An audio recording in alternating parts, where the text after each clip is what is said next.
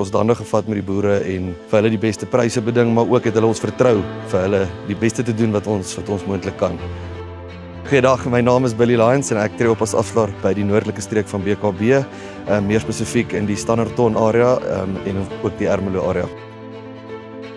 So ja, ek tree op as afslaer by al die veilings en is maar die mediator tussen die koper en die verkoper, en my werk is om seker te maak ek kry vir my verkoper markverwante pryse elke dag, aangesien in my opinie 'n veiling die plek is waar jy die beste kan bepaal wat die mark vir die dag is. En ek dink dit is waar ons as BKB toetree tot die mark en ons kliënte baie goed probeer ondersteun om seker te maak dat hulle vir die regte markte verkoop.